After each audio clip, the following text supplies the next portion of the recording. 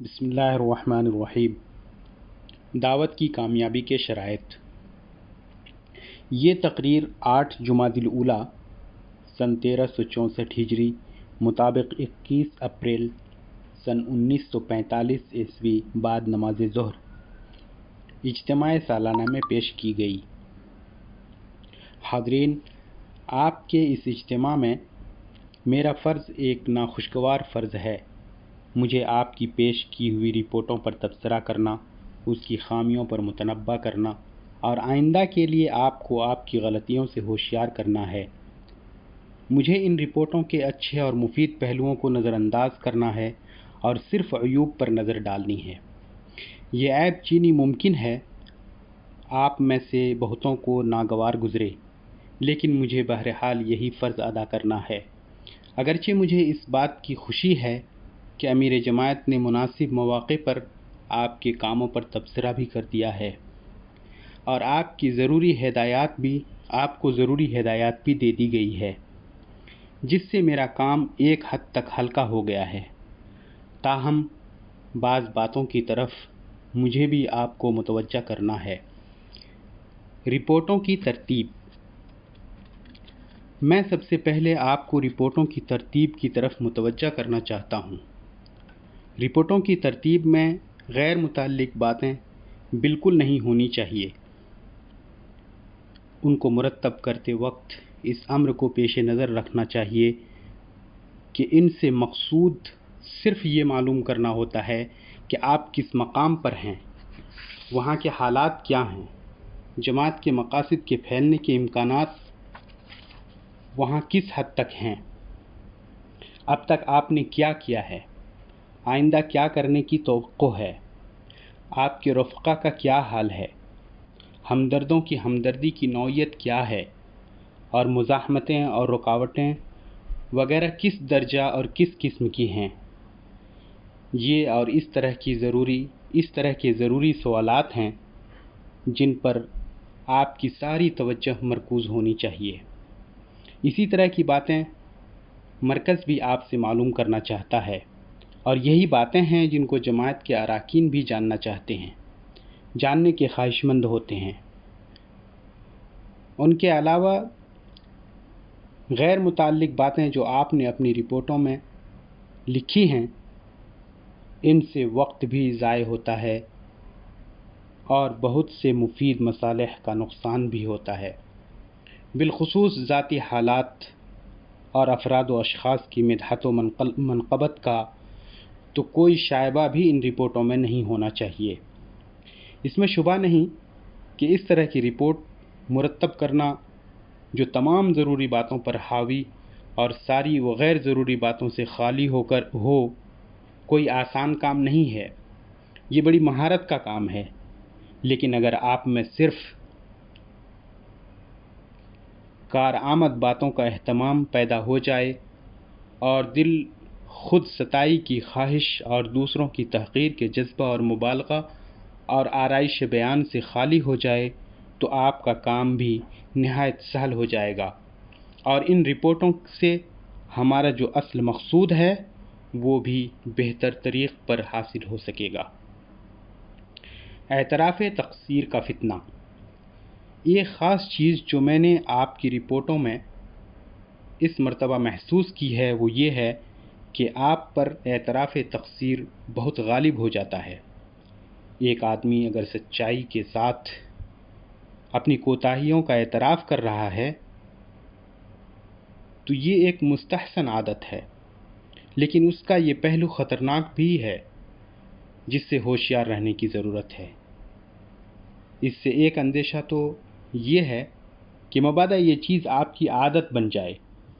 اور اس کے نیچے ادائے فرض کا شعور دب کر رہ جائے، اور دوسرا اندیشہ یہ ہے کہ اس سے بسا اوقات آدمی میں منکسرانہ کبر پیدا ہو جاتا ہے، جس کا پیدا ہونا ایک سخت و شدید فتنہ ہے، اور ہماری دلی آرزو ہے کہ اللہ تعالی اس سے ہر مسلمان کو محفوظ رکھے۔ اور ایک آدمی اگر ایک امر کو حق سمجھ گیا تو اس کا فرض ہے کہ اس حق کے لیے ہر طرح کی زحمتیں اٹھائے اور ساری صعوبتیں جھیلے۔ جو شخص حق کو پامال ہوتے ہوئے دیکھتا ہے اس کے لیے اس کے دل میں حمیت نہیں پیدا ہوتی۔ وہ دو حالتوں سے خالی نہیں، یا تو اس پر حق کی اصل قدر و قیمت واضح نہیں ہوئی ہے، اور یہ علم معرفت کی خامی ہے، یا اس کے اندر باطل کا رعب بیٹھا ہوا ہے، اور یہ دل کا فساد ہے۔ ایک عادل اور سلیم الطبع انسان سے سب سے پہلے جس بات کی توقع ہونی چاہیے وہ یہی ہے کہ وہ کبھی کسی حق کو مظلوم اور پامال دیکھنے پر راضی نہ ہو۔ جو شخص حق کی مظلومیت پر راضی ہے وہ انسانیت کے جوہر سے خالی ہے۔ افسوس ہے اگر وہ پیدا ہوا، اور اس سے بڑھ کر افسوس اس بات کی ہے کہ وہ زندہ ہے۔ اگر آدمی میں علم کی کمی ہے تو اس کا فرض ہے کہ اللہ کی کتاب کے ذریعہ سے اپنے علم کو بڑھائے، اور اگر ہمت کی کمی ہے تو چاہیے کہ اللہ سے دعا کرے کہ خدا اس کو توفیق عمل دے اور پست ہمتی اور بزدلی کی بیماریوں سے نجات بخشے۔ جماعت اسلامی کا قیام بالکل بے سود ہوگا اگر اس کے بعد بھی ہمارا علم صحیح نہ ہو اور ہمارے دلوں میں بزدلی کا شیطان بیٹھا ہی رہے، اور ہم محض اعتراف تقصیر کے پردہ میں اپنی کمزوریوں کو چھپاتے رہیں۔ ہم جو لٹریچر شائع کر رہے ہیں اس کا مقصود یہی ہے کہ لوگوں پر حق واضح ہو، اور جماعتی زندگی کا نظام اسی کے لیے اختیار کیا گیا ہے کہ ایک کی مضبوطی دوسرے کی کمزوری کا ازالہ کرنے میں معاون ہو، اور باہمی تعاون سے وہ سرگرمی اور جد و جہد وجود میں آ سکے جو اس وقت حق کی خدمت کے لیے مطلوب ہے۔ اب یہ آپ کا کام ہے کہ آپ میں طلب علم کی رغبت پیدا ہو اور جماعتی زندگی کی برکتیں حاصل کرنے کی کوشش کریں، لیکن ہم کو سخت حیرت ہوتی ہے کہ لوگ خود اپنی ذمہ داریوں کی نسبت بھی یہی خواہش رکھتے ہیں کہ مرکز ہی ان کو بھی پورا کرے، لٹریچر شائع کر کے لوگوں میں علم پیدا کرے، اور پھر ہاتھ پاؤں بن کر ان کی ذمے کے عمل کو بھی پورا کر دے۔ جو لوگ اس طرح کی خواہشیں اپنے دل کے اندر رکھتے ہیں ان کو اس امر سے آگاہ ہو جانا چاہیے کہ جو کام ان کے کرنے کے ہیں انہی کو کرنے ہوں گے، اور وہ کام صرف تمنائیں کرنے سے نہیں بلکہ کرنے سے پورے ہوں گے۔ ہم کو کوئی ایسا افسوں نہیں معلوم جو ہم یہاں سے بیٹھے بیٹھے پھونک دیں اور سارے کام بن جائیں۔ ہم حق کو واضح کر سکتے ہیں اور اس کی خدمت کے لیے اپنا حصہ پورا کر سکتے ہیں، لیکن دوسروں کے اندر اس کے لیے ہمت پیدا کرنا ہمارے اختیار سے باہر ہے۔ بعض لوگوں کے اندر یہ خواہش بھی پائی جاتی ہے کہ جماعت کے کاموں کی رفتار تیز کرنے کے لیے کسی تیز رو جماعت کے ساتھ تعاون کر لیا جائے، اگرچہ اس کی تیز روی کسی سمت میں ہو۔ جن لوگوں کے دماغ میں اس طرح کی باتیں آتی ہیں وہ لوگ ابھی جماعت اسلامی کے مزاج سے بہت دور ہیں۔ ان کو چاہیے کہ وہ جماعت کے لٹریچر کا اچھی طرح مطالعہ کریں تاکہ ان کے دماغ کی الجھنیں دور ہوں۔ ہم کو صرف تیز روی مطلوب نہیں ہے بلکہ صحیح سمت میں تیز روی مطلوب ہے۔ کسی غلط سمت میں تیز روی سے ہمارے نزدیک یہ بہتر ہے کہ آدمی صحیح سمت کی طرف رخ کر کے کھڑا رہے۔ جو شخص کسی غلط راہ پر تیزی کے ساتھ بھاگا جا رہا ہے اس کی حالت پر رشک کرنا حماقت اور اس کو لائق تقلید جاننا ہلاکت ہے۔ جن لوگوں کے دماغوں میں اس طرح کے خیالات گزرتے ہیں ان کے لیے جماعت اسلامی میں داخل ہونے سے زیادہ بہتر یہ تھا کہ ابھی وہ تیز رو جماعتوں کی تیز روی کا کچھ دنوں اور تجربہ کرتے، اس کے بعد اگر ہمارے ساتھ آتے تو شاید ہمارے لیے زیادہ زحمت کا سبب نہ بنتے۔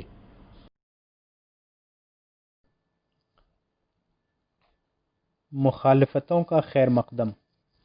یہ نہایت خوشی کی بات ہے کہ ہمارے ارکان میں مخالفتوں سے جو مرعوبیت تھی وہ بہت کم ہو رہی ہے۔ اب لوگوں میں مزاحمتوں کا مقابلہ کر کے آگے بڑھنے کی ہمت پیدا ہو رہی ہے۔ یہ جماعتی زندگی کی برکت ہے، اور اس برکت کا ظاہر ہونا اس بات کی شہادت ہے کہ ہماری جماعتی زندگی کا ارتقاء صحیح رخ پر ہو رہا ہے۔ لیکن یہ معلوم ہونا چاہیے کہ ہم جس راہ پر چلنے کے لیے اٹھے ہیں، اس راہ میں صرف یہ کافی نہیں ہے کہ مخالفتوں سے مرعوبیت کم ہو جائے۔ یہ تو اس راہ کا پہلا مطالبہ ہے۔ اس کے بغیر تو آپ اس راستے میں ایک قدم بھی نہیں اٹھا سکتے۔ اس راہ کا اصل مطالبہ اس سے بہت زیادہ ہے، اور وہ یہ ہے کہ ہم میں مخالفتوں کے خیر مقدم کا جذبہ پیدا ہو جائے، حق کا راستہ ہو یا باطل کا۔ اللہ تعالیٰ کا قانون یہ ہے کہ جو شخص جس راہ کو اختیار کرتا ہے، اس راہ میں اس کی آزمائش ہوتی ہے، اور راہ حق کا تو امتیازی شان ہی یہی ہے کہ وہ شروع سے آخر تک آزمائشوں سے بھری ہوتی ہے۔ جس طرح سے ریاضی کا ایک ذہین طالب علم کسی مشکل سوال سے خوش ہوتا ہے کہ اس کو اپنی جودت طبع کے آزمانے کا ایک اور موقع ہاتھ آیا، اسی طرح ایک صادق العزم مومن کو کسی نئی آزمائش سے مقابلہ کر کے خوشی ہوتی ہے کہ اس کو حق کے ساتھ اپنی وفاداری کے ثبوت دینے کا ایک اور موقع ہم پہنچا۔ ٹمٹماتے ہوئے دیے بے شک ہوا کے جھونکوں سے گل ہو جاتے ہیں، لیکن بھڑکتے ہوئے تنور کو ہواؤں کے جھونکے اور زیادہ بھڑکا دیتے ہیں۔ آپ اپنے اندر یہ صلاحیت پیدا کیجئے کہ جس طرح ایک بھڑکتا ہوا تنور گیلی لکڑیوں سے بجھنے کے بجائے ان کو اپنی غذا بنا لیتا ہے، اسی طرح آپ مخالفتوں سے دبنے کے بجائے ان سے غذا اور قوت حاصل کریں۔ جب تک ہم میں یہ قابلیت نہ پیدا ہو جائے، امید نہیں کہ ہم خدا کے دین کی کوئی اچھی خدمت کر سکیں۔ آپ نے جن مخالفتوں کا ذکر کیا ہے وہ مختلف قسم کی ہیں، لیکن ان میں سے ڈرنے کی چیز ایک بھی نہیں۔ دنیا میں حق کی خدمت کے لیے جو جدوجہد بھی کبھی ظہور میں آئی ہے، اس کے ساتھ یہ مخالفتیں بھی آپ سے پیدا ہوئی ہیں، اور قرآن نے ہمیں یہ تعلیم دی ہے کہ ان کا پیدا ہونا عین حکمت الہی کے مطابق ہے۔ یہی مومن صادق اور بلحوث کے درمیان امتیاز کی کسوٹی ہیں،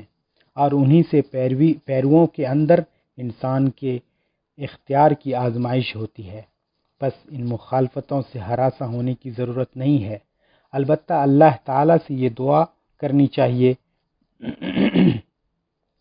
کہ ہر مرحلہ میں ہمیں ثابت قدم رکھے اور ہمارے عزم و ایمان کی محافظت فرمائے۔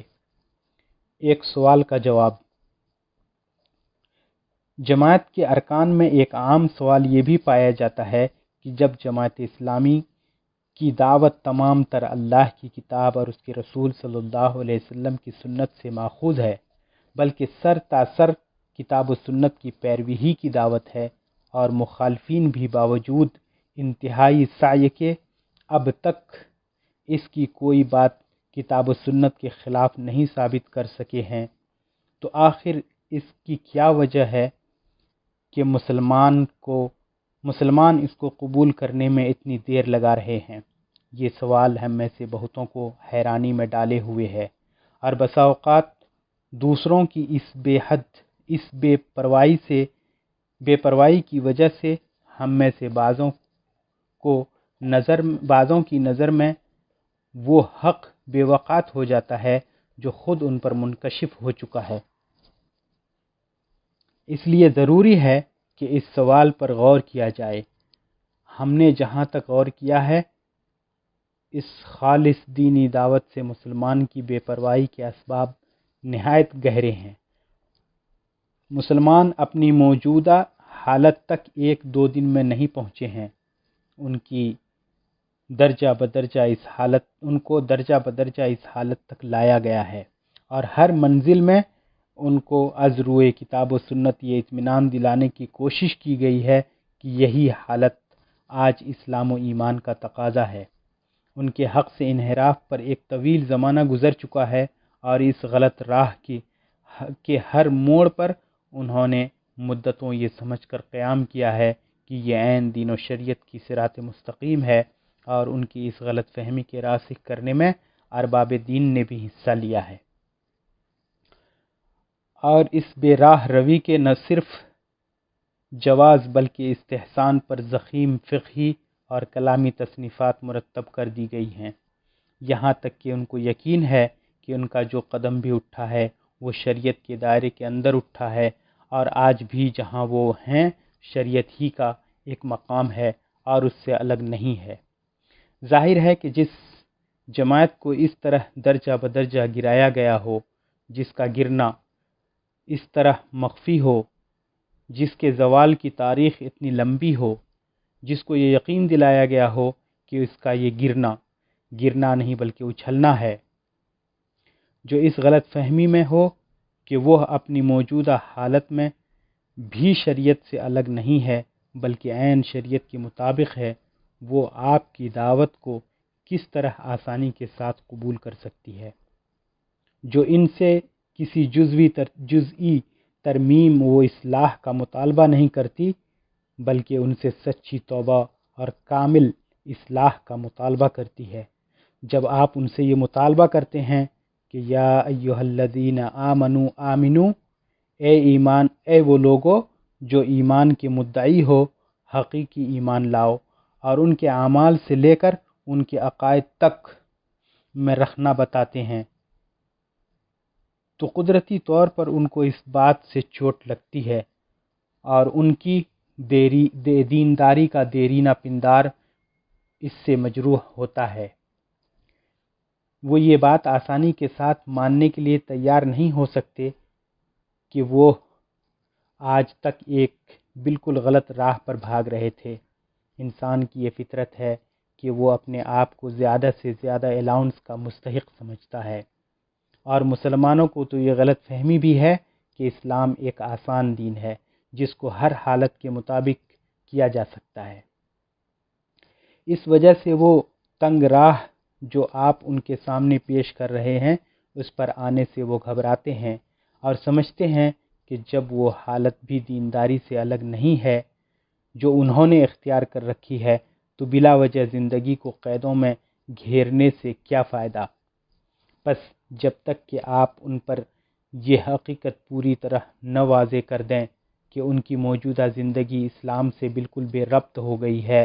اور اس حقیقت کو تسلیم کرنے کے لیے ان کے دلوں کو اپنے دلائل سے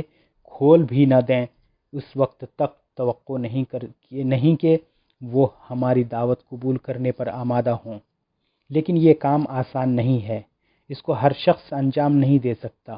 ہماری دعوت کے اسی پہلو سے لوگ گھبراتے ہیں اور اس سے سخت غلط فہمیاں پیدا ہوتی ہیں، اور مخالفین کو یہیں سے لوگوں کو ہمارے خلاف بھڑکانے کا مواد ہاتھ آتا ہے۔ اس وجہ سے نہایت ضروری ہے کہ کم از کم ہماری جماعت کے عمرہ دعوت کے اس پہلو کو اچھی طرح سمجھ لیں، اور جو لوگ اس کو اچھی طرح سمجھے ہوں کم از کم اس پہلو پر لوگوں سے گفتگو کرنے میں احتیاط کریں تاکہ بلا وجہ ہمارے کام میں رکاوٹیں نہ پیدا ہوں۔ علماء کی بے پرواہی۔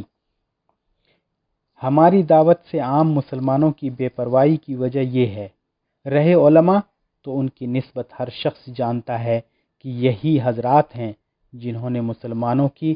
ان کی موجودہ حالت تک رہنمائی کی ہے، یہ بہار انہی کی لائی ہوئی ہے۔ دینداری اور تقوی اسلام اور ایمان و توحید اور رسالت کا موجودہ مفہوم جو عوام کے ذہنوں میں راسخ ہے، انہی کا پیدا کیا ہوا ہے۔ یہ لوگ نیک نیتی کے ساتھ یہ سمجھتے ہیں کہ یہ انہی کا کام تھا کہ تمام آفات و مصائب کے اندر سے وہ اسلام کو بچا لائے، اور آج بھی اس کو بچائے ہوئے ہیں۔ ایسے لوگوں سے جو اتنی پیچ در پیچ خوشگمانیوں میں مبتلا ہوں، آپ یہ کیسے توقع کر سکتے ہیں کہ آج وہ کھلے دل سے اس بات کا اقرار کریں گے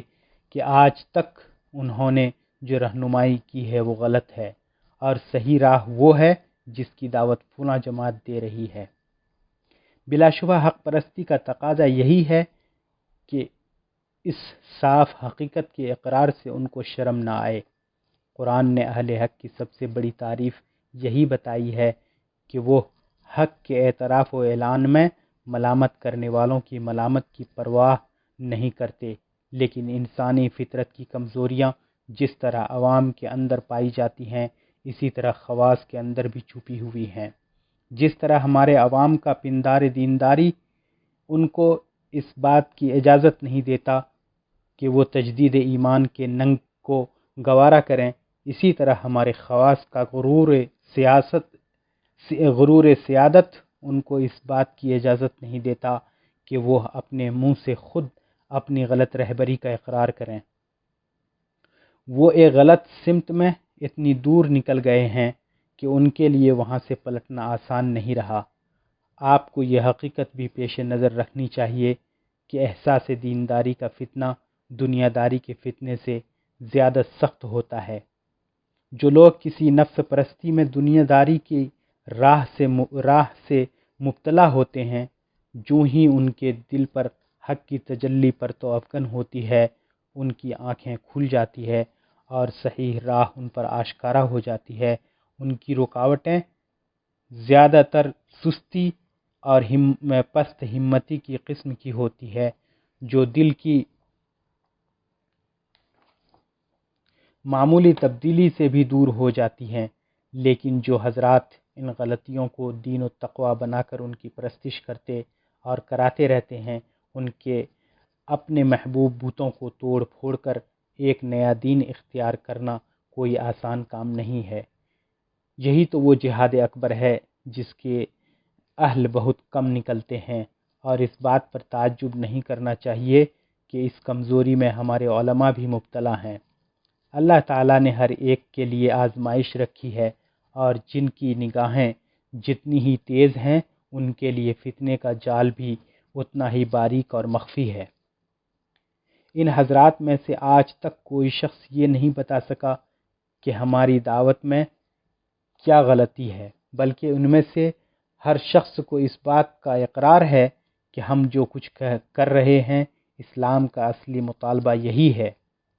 لیکن چونکہ ان کا دل اس کو ماننے پر راضی نہیں ہے، اس وجہ سے اس کے خلاف کچھ باتیں بتکلف بناتے ہیں، اور پڑھے لکھے لوگ اگر کسی آفتاب سے زیادہ روشن حق کے خلاف بھی کچھ کہنے پر آمادہ ہو جائیں تو کچھ نہ کچھ اس میں رخنہ نکال ہی دیں گے۔ چنانچہ یہ حضرات بھی کچھ نہ کچھ باتیں پیدا ہی کر لیتے ہیں۔ اگر اصلی دعوت کے خلاف ان کو کوئی بات نہیں ملتی تو دائی کے اندر ہی کچھ عیب ڈھونڈ نکالتے ہیں اور کہتے ہیں کہ ہر چند دعوت عین کتاب و سنت کی دعوت ہے، لیکن دائیوں پر چونکہ بھروسہ نہیں ہے، اس وجہ سے ان کے پیچھے چلنے کے بجائے فلاں اور فلاں کے پیچھے چلو، جن کی دعوت میں اگرچہ غلطی ہو لیکن وہ خود متقی اور بھروسہ کے قابل ہیں۔ یہ کتنی درد انگیز اور دل شکن بات ہے کہ ان لوگوں نے اشخاص کو حق کی جگہ دے رکھی ہے، جہاں وہ جاتے ہیں حق ان کے ہم رکاب ہوتا ہے، اگرچہ وہ کعبہ کی جگہ کنشت ہی کی راہ اختیار کر لیں۔ عصبیت، جاہلیت کی اس سے زیادہ گھنونی مثال اور کیا ہو سکتی ہے؟ حق پرستی کا تقاضا تو یہ تھا کہ اگر حق یہی ہے جو ہم کہہ رہے ہیں اور اس کے قبول کرنے میں محض ہماری کمزوریاں ان کے لیے رکاوٹ بنی ہوئی ہے تو یہ خود اس کے داعی بنتے اور آگے چلتے، ہم انشاءاللہ ان کے پیچھے چلنے میں کوئی عار نہ محسوس کرتے۔ لیکن یہ عجیب و غریب منطق ہماری سمجھ میں نہیں آتی کہ یہ دیدہ و دانستہ ایک غلط راہ پر چل سکتے ہیں، بشرطے کہ اس کا داعی ان کے خیال کے مطابق دیندار ہو اور ایک صحیح راہ پر چلنے کی صحت کا ان کو خود اقرار ہے۔ وہ نہیں چل سکتے کیونکہ ان کے داعی پر اصطلاحی دینداری کا لیبل نہیں چپکا ہوا ہے۔ یہ حضرات کیتھولک چرچ کی طرح اپنے حلقہ سے باہر دینداری کا وجود شاید تسلیم نہیں کرتے، ورنہ ظاہر ہے کہ اپنی اس منطق کی حمایت میں وہ کوئی دلیل پیش نہیں کر سکتے، اور ہمیں یقین ہے کہ وہ اپنے اس پوزیشن پر خود بھی مطمئن نہیں ہیں، اور جلد ان پر اس کی غلطی واضح ہو جائے گی، اگر آج نہیں تو کل کو وہ دیکھ لیں گے کہ حقیقت شخصی اور گروہی عصبیتوں سے کتنی بے نیاز ہے، اور انسان حق کی جگہ اشخاص کو اپنا قبیلہ و کعبہ بنا کر صرف اپنا نقصان کرتا ہے، نہ کہ حق کا کعبہ بنا کر صرف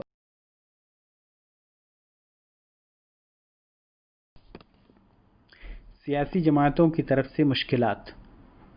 عوام کی بے پرواہی اور علماء کی بے نیازانہ روش کے ساتھ ساتھ بعض سیاسی جماعتوں کا بھی آپ نے گلہ کیا ہے۔ ان جماعتوں کی مخالفت آپ کے ساتھ بالکل قدرتی ہے۔ ہمارے مقاصد اور ان کے مقاصد ایک دوسرے کے بالکل ضد واقع ہوئے ہیں۔ ہماری کامیابی اور ترقی میں در حقیقت ان کی موت مضمر ہے۔ اس وجہ سے اگر وہ ہم کو اچھی طرح سمجھتی ہیں اور ساتھ ہی اپنے آپ کو بھی سمجھتی ہیں تو ان کو ہمارا دوست نہیں دشمن ہی ہونا چاہیے، اور ہمیں ان کی طرف سے سب کچھ برداشت کرنے کے لیے تیار رہنا چاہیے۔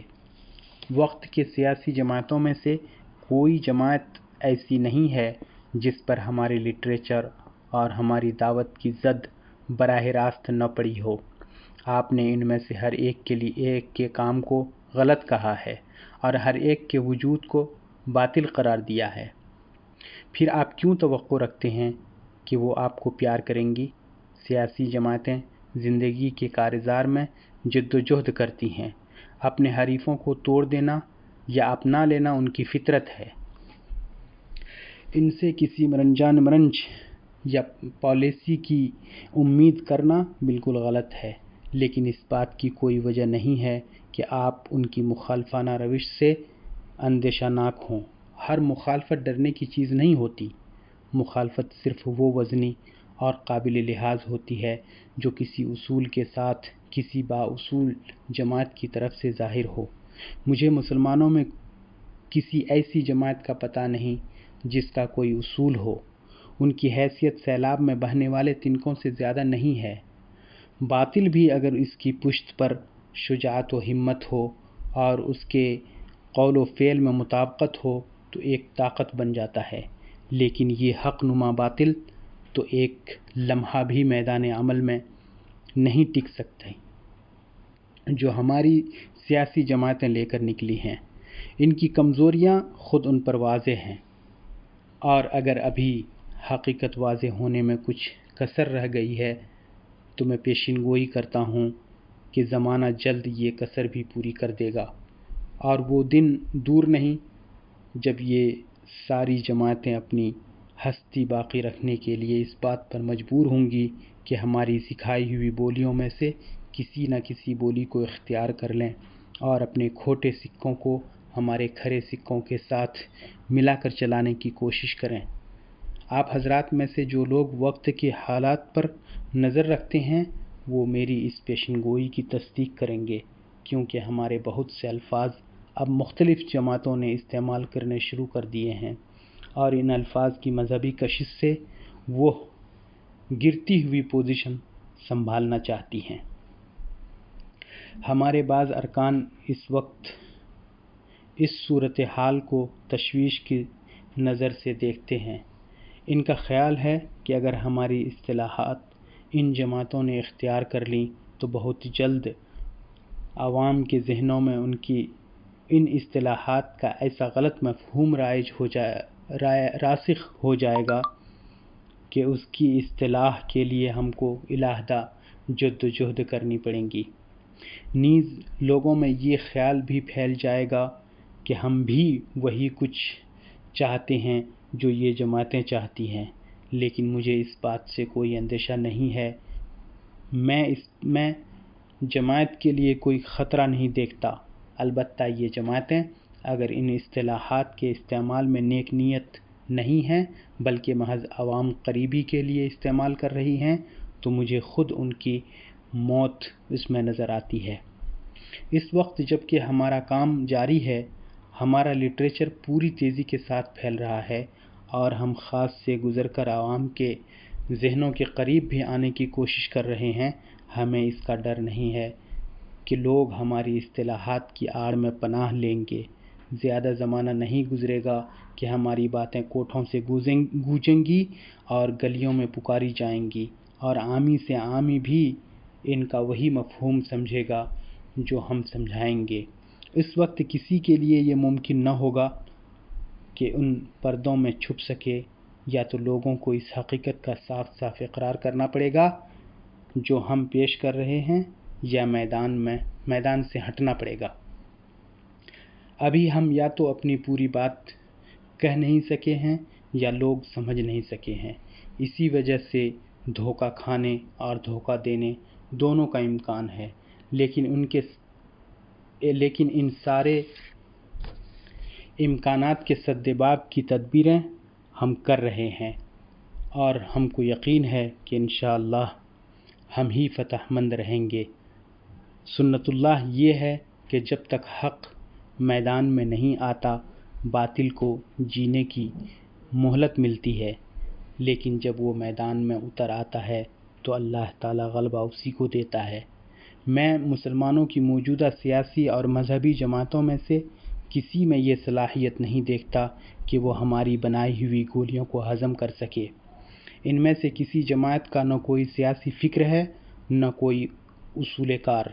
اور نہ ان میں سے کسی کے پاس وہ کریکٹر ہے جو جماعتوں کو فتح دلاتا ہے۔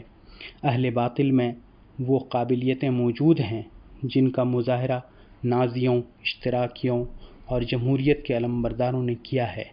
لیکن افسوس ہے کہ حق کے ان مدعیوں میں جو اسلام جیسے عظیم الشان حق کا نام لیتے ہیں آج کوئی قوت و قابلیت موجود نہیں ہے۔ ان کی ہستی تمام تر دوسروں کے مستعار بلکہ مسروق الفاظ پر قائم ہے۔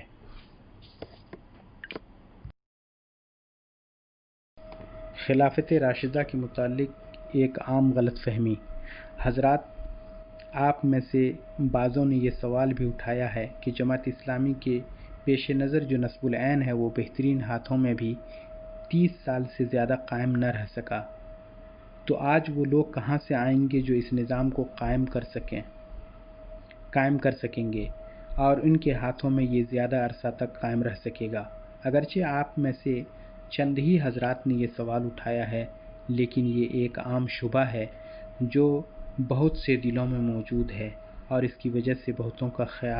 بہتوں کا یہ خیال ہے کہ اولاً تو صحیح اسلامی نظام کا قیام ناممکن ہے، اور اگر ممکن ہے بھی تو یہ ایک سعی لا حاصل ہے، کیونکہ جب بہترین انسانوں کے ہاتھوں میں یہ صرف ایک قلیل زمانہ تک قائم رہ سکا تو آج اس کے قیام و بقا کے متعلق کیا توقعات کی جا سکتی ہیں؟ ہمیں نہایت افسوس ہے کہ یہ باتیں آج وہ لوگ بھی کہتے ہیں جو علماء دین میں شامل ہیں۔ انہیں شاید اس بات کی خبر نہیں ہے کہ ایسا کہنا در حقیقت اسلام کے خلاف ووٹ دینا ہے۔ اگر اسلامی نظام میں یہ فطری کمزوری موجود ہے کہ وہ بہتر سے بہتر ہاتھوں میں بھی چند دنوں سے زیادہ قائم نہیں رہ سکتا، تو نہ صرف اسلامی نظام کے تصور سے استعفیٰ دے دینا چاہیے بلکہ نفس اسلام سے بھی مایوس ہو جانا چاہیے، کیونکہ اسلام کی زندگی کا اس کے نظام سے باہر تصور نہیں کیا جا سکتا۔ بس ایک سچے اور پکے مسلمان کے دل میں تو کبھی اس فاسد خیال کا گزر ہی نہیں ہونا چاہیے،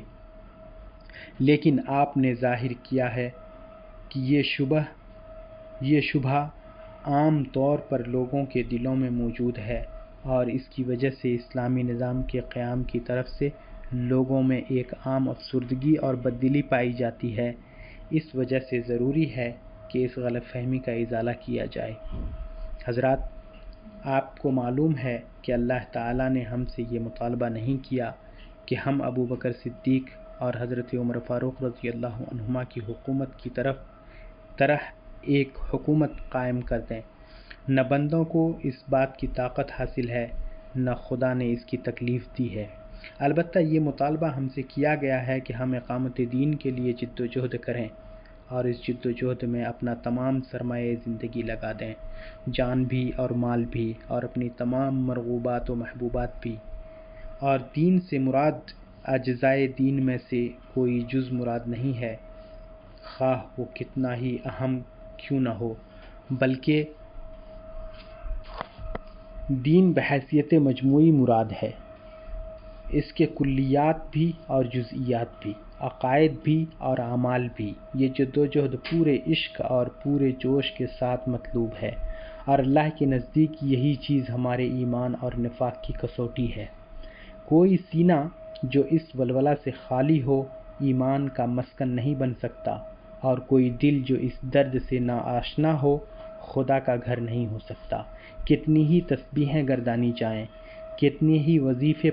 پڑھے جائیں، اور کتنی ہی ضربیں لگائی جائیں، اس عشق کے بدل نہیں ہو سکتے۔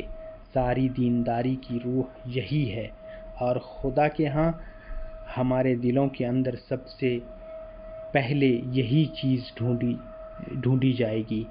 اور یہ بھی ایک ضروری شرط ہے کہ یہ جد و جہد جماعتی شکل میں ہو، انفرادی شکل میں نہ ہو۔ ہر مرد حق کا فرض ہے کہ وہ پہلے اپنے اندر اس کی گرمی پیدا کرے، اور پھر یہ کوشش کرے کہ اس آگ سے سارے دل بھڑک اٹھیں۔ یہ سوال بحث سے خارج ہے کہ یہ جد و جہد کس نتیجے تک منتہی ہوگی۔ ہو سکتا ہے کہ ہم آروں سے چیر ڈالے جائیں، گلیوں میں گھسیٹے جائیں، انگاروں پر لٹائے جائیں، اور ہمارے جسموں کو چیل اور کوے نوچیں، اور ان ساری باتوں کے بعد بھی ہمیں یہ سعادت حاصل نہ ہو سکے کہ ہم موجودہ نظام باطل کو ایک نظام حق سے بدل دیں۔ لیکن نہ تو یہ ناکامی ہے اور نہ اس کا اندیشہ، بلکہ اس کا یقین ہی ہم کو اس مطالبہ سے سبکدوش کر سکتا ہے جو خدا نے اقامت دین کے لیے ہم سے کیا ہے۔ وہ تو ایک قطعی اور اٹل فرض ہے جو ہر قیمت پر اور ہر حال میں ہمیں ادا کرنا ہے۔ اگر ہندوستان کی تمام خانقاہیں بھی آپ کو یہ اطمینان دلانے کی کوشش کریں کہ فلاں اوراد اس ذمہ داری سے سبکدوش کر سکتے ہیں، تو میں آپ کو یقین دلانا چاہتا ہوں کہ یہ شیطان کا دھوکہ ہے، اور جب تک آپ کی گردنوں پر سر موجود ہیں اور اللہ کے دین کی عمارت کی ایک اینٹ بھی اپنی جگہ سے ہٹی ہوئی ہے، اور خدا کی زمین کا ایک ٹکڑا بھی غیر اللہ کی اطاعت کے نیچے دبا ہوا ہے، اس وقت تک آپ کے لیے چین کی نیند حرام ہے۔ اس جد و جہد کے انجام کی نسبت ہم کچھ نہیں کہہ سکتے کہ کیا ہوگا، انجام کا حال صرف اللہ تعالیٰ کو معلوم ہے۔ اگر اس جد و جہد کا نتیجہ یہ ہو کہ ہم ایک صالح نظام قائم کرنے میں کامیاب ہو جائیں تو یہ اللہ تعالیٰ کا انعام ہوگا۔ بعض لوگ طنز سے یہ کہتے ہیں کہ ہماری ساری جد و جہد حکومت کے لیے ہے، اور خدا کی رضا کی طلب جو خلاصہ دین ہے ہمارے سامنے نہیں ہے۔ یہ خیال بالکل غلط ہے۔ ہماری ساری جد و جہد اللہ کے دین کے قیام اور ایک صالح اور خدائی نظام کی اقامت کے لیے ہے، اور یہ جد و جہد کوئی جرم نہیں ہے جس پر ہمیں شرمانے کی ضرورت ہو، اور ہم جب کبھی حکومت الہیہ کا نام لیتے ہیں تو اس سے ہماری مراد یہی نظام ہوتا ہے، اور میں نہیں سمجھتا کہ اس کے مطلوب و محبوب ہونے میں کسی پہلو سے بحث کی جا سکتی ہے۔ اور آخر یہ خدا کی رضا طلبی سے الگ چیز کیوں ہے؟ خدا کی رضا اس سے بڑھ کر کس بات میں ہو سکتی ہے کہ اس کی زمین پر اس کے احکام چلیں، اور ان لوگوں سے بڑھ کر رضائے الہی کا طالب کون ہو سکتا ہے جو اس بات کے لیے سر دھڑ کی بازی لگائیں کہ خواہ کچھ ہی کیوں نہ ہو خدا کی زمین پر غیر اللہ کے اقدار کا کوئی دھبا نہ رہنے دیں گے۔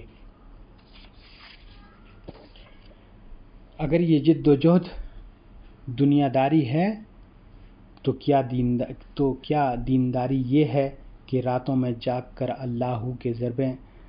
لگائی جائیں اور دن میں خدا کی زمین پر شیطان کا تخت بچھانے کی کوشش کی جائے؟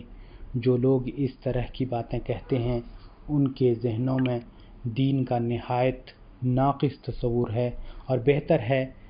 کہ انہیں ابھی اس بات کے لیے مہلت دی جائے کہ وہ دین کی اصل حقیقت سمجھیں۔ انہیں ابھی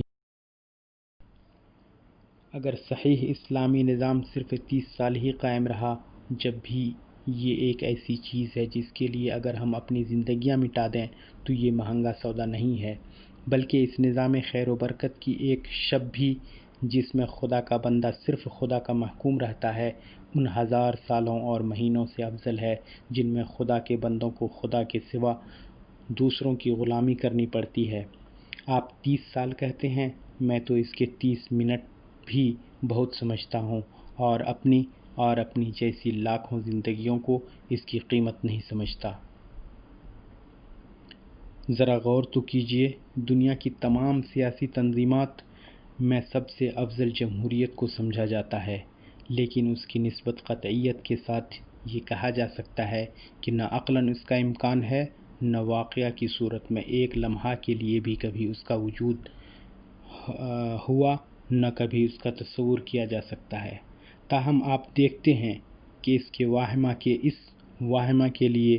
دنیا نے کتنی شاندار قربانیاں دی ہیں۔ پھر ایک ایسے نظام کے قیام کی طرف سے آپ کیوں بددل ہوتے ہیں جو عملاً دنیا میں خود آپ کے اقرار کے مطابق 30 سال تک قائم رہ چکا ہے، اور جس کے امن و عدل اور خیر و برکت پر مومن و منکر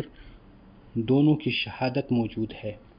لیکن یہ تاریخ کے نہایت ناقص مطالعہ کا نتیجہ ہے کہ لوگ سمجھتے ہیں کہ صحیح اسلامی نظام صرف 30 سال ہی قائم رہا۔ سیاسی بصیرت کی کمی کی وجہ سے اشخاص کی تبدیلی اور نظام کی تبدیلی میں لوگ فرق نہیں کرتے، حالانکہ دونوں باتوں میں زمین و آسمان کا فرق ہے۔ خلافت راشدہ کے خاتمے کے بعد جو تبدیلی واقع ہوئی وہ کانسٹیٹیوشن کی تبدیلی نہیں تھی، بلکہ اشخاص و افراد کی تبدیلی تھی۔ ملک کا قانون وہی رہا، حکومت کا دستور وہی رہا، تعزیرات خدا کی قائم کی ہوئی تھیں، حدود اللہ کے مقرر کیے ہوئے تھے،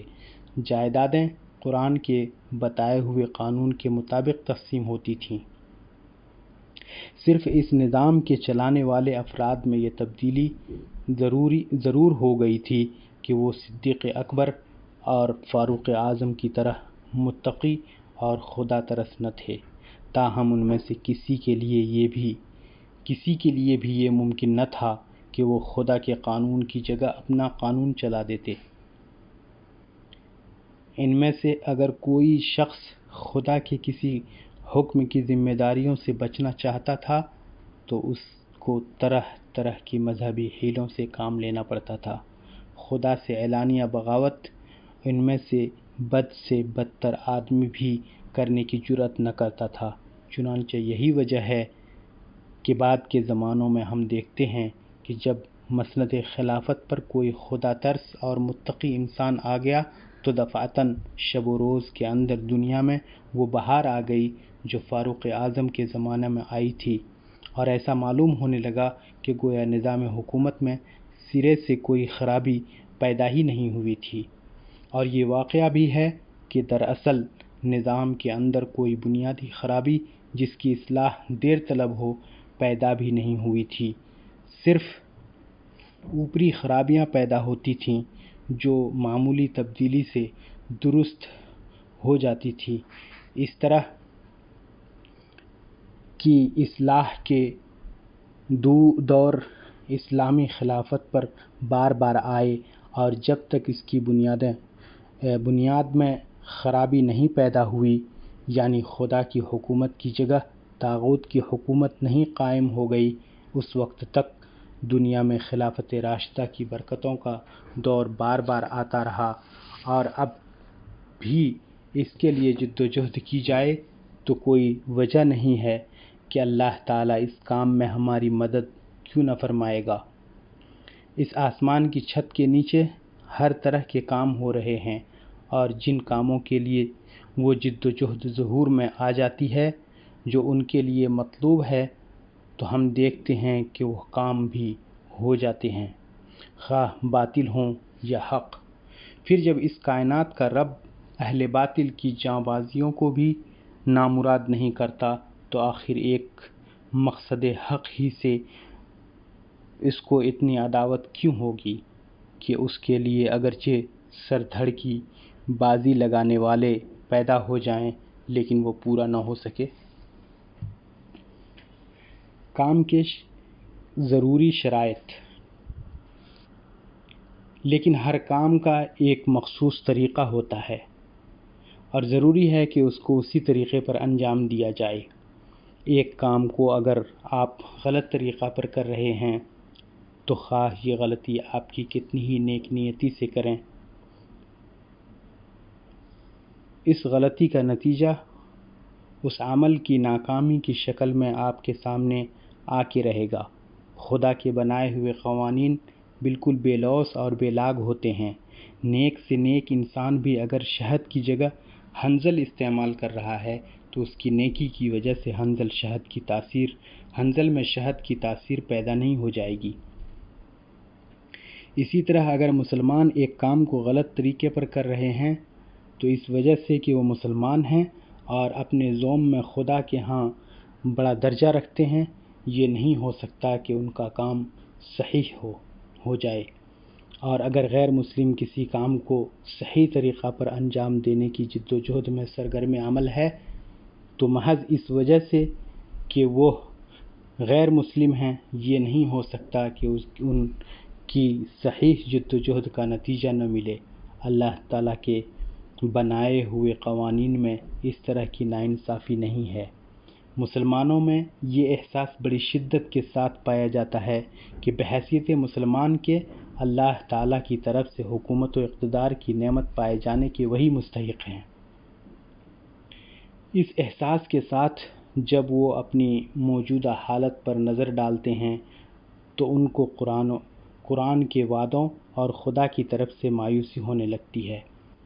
وہ یہ خیال کرتے ہیں کہ جب ہم مسلمان ہیں تو زمین کی وراثت ہم ہی کو ملنی چاہیے، ہم ہی کو ملنی تھی۔ اگر نہیں ملی تو اس میں ان کا کوئی قصور نہیں ہے بلکہ وعدہ کرنے والے ہی کی طرف سے کوئی تغافل ہے، لیکن یہ خیال نہایت غلط ہے۔ اللہ تعالیٰ نے جن چیزوں کا وعدہ انفرادی کوششوں کے صلے میں فرمایا ہے ان کو انفرادی کوششوں کے صلے میں عطا فرماتا ہے، لیکن جن چیزوں کا وعدہ جماعت سے ہے ان کے لیے ضروری ہے کہ جماعتی جد و جہد ظہور میں آئے۔ اگر ان کے لیے جماعتی جد و جہد ظہور میں نہ آئے تو خواہ انفرادی زہد و تقوی میں آپ کتنے ہی بڑھے ہوئے ہوں، آپ کے اندر جنید و شبلی، سلمان و ابوذر کے درجہ کے اشخاص کیوں نہ موجود ہوں، لیکن یہ نہیں ہو سکتا کہ ان انفرادی نیکیوں کے صلہ میں آپ کو اللہ تعالیٰ کے وہ انعامات مل جائیں جو جماعتی نیکیوں کے لیے مخصوص ہیں۔ ہم کو اس امر سے انکار نہیں ہے کہ مسلمانوں میں آج بھی نہایت نیک اور صالح افراد موجود ہیں، لیکن ان نیک اور صالح افراد نے مل کر کبھی اس بات کی کوشش نہیں کی کہ اس ملک میں ایک صالح نظام قائم کریں، بلکہ اپنی انفرادی نیکیوں کے زوم میں ہمیشہ خدا سے شکوہ سنج رہے کہ اللہ تعالیٰ نے ان کے لیے اپنے وعدے پورے نہیں کیے۔ خدا نے جماعتوں سے ان کی جماعتی نیکیوں پر جو وعدے فرمائے ہیں وہ تو اس قدر اٹل ہیں کہ اگر وہ نیکیاں کسی جماعت کے اندر خدا کے انکار کے ساتھ بھی پیدا ہو جائیں جب بھی وہ صلے مل کر رہتے ہیں، پھر اگر کوئی جماعت ایمان و اسلام کی نعمت سے بہرور ہو کر ایک صالح نظام کے لیے جد و جہد کرے تو کوئی وجہ نہیں کہ اللہ تعالیٰ اپنے انعامات سے اس کو محروم فرمائے۔ جماعت اسلامی مسلمانوں کی اس غلطی کی اصلاح کر رہی ہے۔ وہ قوم کے تمام صالح افراد کو منظم کر کے چاہتی ہے کہ ان کو ایک صالح نظام کے قیام کی جد و جہد میں لگائے اور اس کام کو انجام دینے کا جو صحیح طریقہ ہے اس طریقے پر انجام دے، اگرچہ انجام بہرحال اللہ تعالیٰ کے ہاتھ میں ہے، لیکن ہمیں خدا کی ذات سے یہی امید ہے کہ ہماری جد و جہد کامیاب ہوگی اور ہم منزل مقصود تک پہنچ کے رہیں گے۔ لیکن ایک طویل زمانہ تک جماعتی زندگی سے محروم رہنے کی وجہ سے ہم جماعتی زندگیوں کی خصوصیات اور ذمہ داریوں سے بالکل ناآشنا ہو گئے ہیں۔ اس وجہ سے نہایت ضروری ہے کہ آج جب کہ ہم جماعتی زندگی کا ارادہ کر رہے ہیں اس کی ذمہ داریوں کو سمجھنے اور ادا کرنے کا اہتمام کریں۔ ادا کر رہے ہیں۔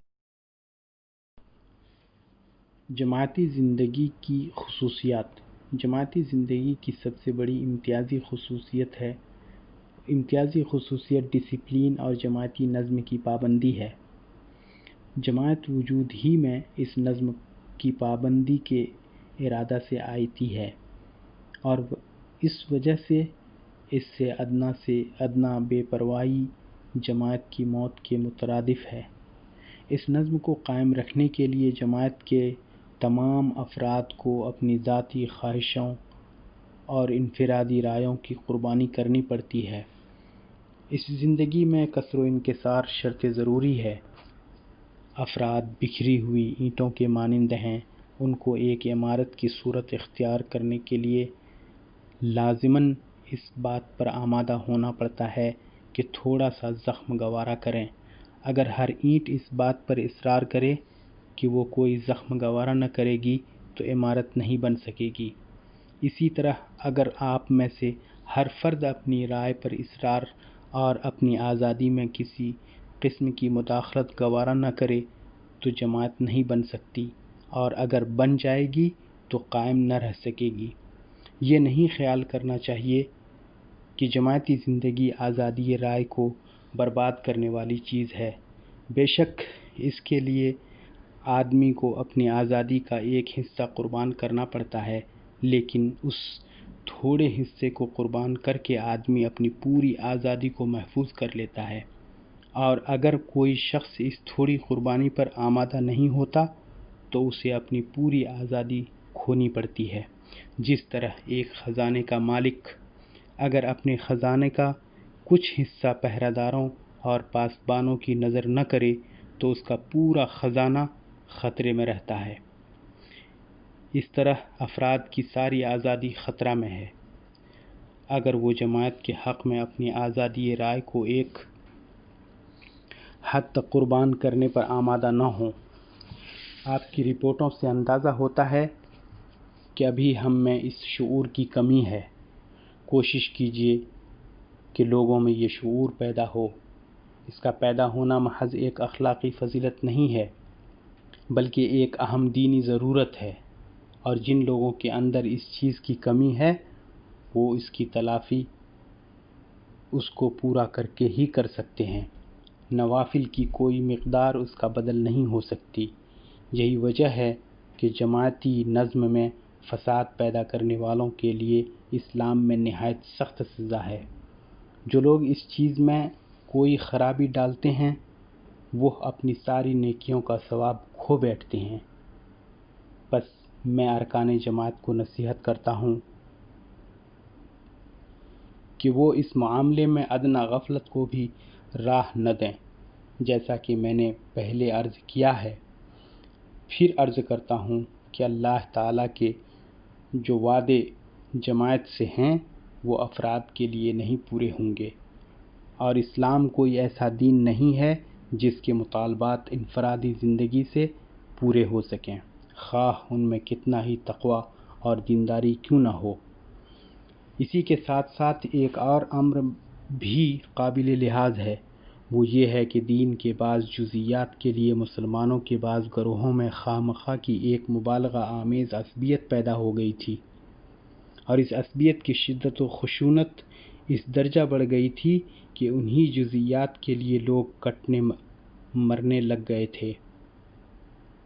اور ان کا انہماک اس قدر قوی ہو گیا تھا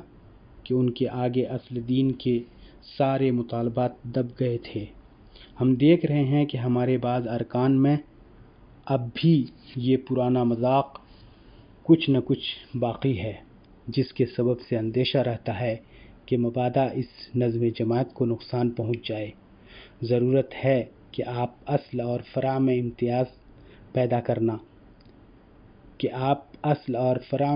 امتیاز پیدا کرنا سیکھیں اور شاخوں کی آبیاری میں اس درجہ منہمک نہ ہو جائیں کہ درخت کی جڑ سوکھ کر رہ جائے۔ دین کا ایسا شعور جو آپ میں توازن پیدا کرے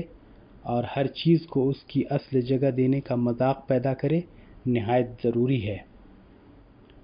اگر اس چیز کی آپ میں کمی رہی تو نہیں معلوم آپ کس فرع کو اصل بنا کر اس کی خاطر ساری جماعت اور سارے دین کو خطرہ میں ڈال دیں گے۔ اسی سلسلہ میں ایک اور بات پر بھی تنبیہ نہایت ضروری ہے، وہ یہ ہے کہ اس دور میں لوگوں کے ذہنوں میں دینداری کا ایسا غلط تصور پیدا ہو گیا ہے کہ جب کسی دینی کام کا ارادہ کیا جائے تو لوگ اس کے کارکنوں میں ایسی باتیں ڈھونڈنے لگتے ہیں جن کی دین میں کوئی اصل نہیں ہے، اور جب وہ چیزیں نہیں پاتے تو پوری جماعت کو ایک غیر دینی جماعت بلکہ ایک مضر وجود قرار دے دیتے ہیں۔ یہی سبب ہے کہ بہت سے لوگ یہ کہتے ہیں کہ جماعت اسلامی اپنے مقاصد کے اعتبار سے نہایت صالح اور نہایت اعلیٰ جماعت ہے، لیکن اس کے لیڈروں میں تقویٰ نہیں ہے۔ چونکہ اس پروپیگنڈا سے کسی نہ کسی حد تک ہمارے ارکان بھی متاثر ہوتے ہیں، اور اس وجہ سے ضروری ہے کہ بعض باتیں اس سلسلہ میں بھی گوش گزار کر دی جائیں، اور حاشا ان باتوں سے مقصود اپنے آپ کو محفوظ کرنا نہیں بلکہ اصل حقیقت کا اظہار بیان ہے۔ اس جماعت کے لیڈروں میں سے کسی کو بھی تقویٰ کا دعویٰ نہیں ہے، البتہ ان حضرات کے تقویٰ پر حیرت ضرور ہے جو صحیح کام جماعت اسلامی کے کام کو سمجھتے ہیں، لیکن ہمارے اندر تقویٰ کی کمی کی وجہ سے عام مسلمانوں کو یہ مشورہ دیتے ہیں کہ ان لوگوں کے پیچھے چلو جو اگرچہ غلط راہ پر جا رہے ہیں لیکن متقی ہیں۔ ہم ان کو خدا کا واسطہ دے کر ان کی ذمہ داری یاد دلاتے ہیں کہ اگر ان پر راہ حق واضح ہے ان میں تقویٰ بھی موجود ہے تو وہ خود آگے بڑھ کر زمام قیادت اپنے ہاتھوں میں لیں، لیکن دید و دانستہ مسلمانوں کو غلط راہ پر چلنے کا مشورہ نہ دیں۔ انہیں اس بات کو یاد رکھنا چاہیے کہ اس مشورے کے لیے ایک روز حساب بھی ہے، جس دن ان سے مسلمانوں کو دید و دانستہ غلط مشورہ دینے کی بابت پرسش ہوگی، اور وہ اس جواب سے بری نہ ہو سکیں گے کہ انہوں نے مسلمانوں کو متقی غلط کاروں کے پیچھے گمراہ ہونے کا مشورہ دیا۔ میں اس موقع پر پورے اطمینان قلب کے ساتھ یہ حقیقت بھی واضح کرنے کی جرأت کرتا ہوں کہ اس زمانے میں تقویٰ کے جو لوازم پیدا ہو گئے ہیں، تقویٰ کے موسم بہار یعنی خیر القرون میں ان لوازم کا کوئی نام و نشان بھی نہ تھا۔ موجودہ تقویٰ میں صرف یہ کافی نہیں ہے کہ حرام کو حرام قرار دیا جائے اور آدمی اس سے پرہیز کرے، بلکہ یہ بھی ضروری ہے کہ اللہ کی بنائی ہوئی چیزوں کا بھی تارک ہو، اور ستم یہ کہ بعض مباحات کے ترک کا اس درجہ اہتمام ہے کہ جہاں آدمی میں ان چیزوں کا کوئی شائبہ پایا گیا وہ رند مشہور ہوا، حالانکہ بڑے بڑے محرمات صریحہ میں یہ حضرات مبتلا ہیں، لیکن ان کا احساس ان حضرات کو ذرا بے چین نہیں کرتا۔ اگر ایک آدمی قرینہ کی صاف ستھری زندگی بسر کرے تو ان کی ولایت سے وہ خارج ہے، لیکن طاغوت کی حمایت و نصرت میں اپنی ساری قابلیتیں رات دن صرف کرنے والے محض چند رسمیات کی پابندی کی بدولت روزانہ قرب خداوندی کے نہایت بلند مراحل و مقامات طے کرتے ہیں، اور ان کے سلوک میں کوئی شے مزاحم نہیں ہوتی۔ مسیح علیہ السلام نے شاید اسی تقویٰ کو مچھر کو چھاننے اور اونٹ کو نگلنے سے تعبیر کیا ہے، اور کتنی سچی تعبیر ہے۔ یہ اس تقویٰ کی جس میں داڑھی اور لب کے ادنیٰ بے قاعدگی گوارا نہیں کی جاتی، لیکن خدا کی ساری شریعت کی بربادی پر ان کے سینوں میں ایک آہ بھی نہیں۔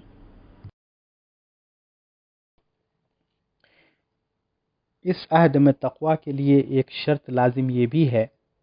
کہ آدمی کے پاس کسی خانقاہ کی سند ہو۔ بغیر اس سند کے چاہے کوئی شخص کتاب و سنت کا کتنا ہی پابند ہو، مقام تقویٰ تک نہیں پہنچ سکتا۔ حالانکہ یہ شرط دین میں ایک اضافہ ہے۔ قرآن میں جس تقویٰ کی مدح کی گئی ہے وہ حدود الہی کی پاسداری اور خدا کے دین کو اپنے اوپر قائم کرنے اور دوسروں کو اس کی دعوت دینے سے زیادہ کچھ نہیں۔ اگر ایک شخص اللہ کے حدود سے ڈرتا ہے، خدا کی شریعت کی پابندی کا التزام کرتا ہے،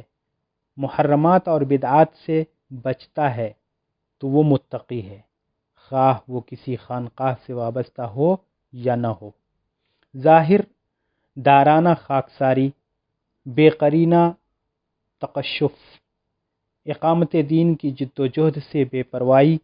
وغیر ثابت اوراد و وظائف کا انہماک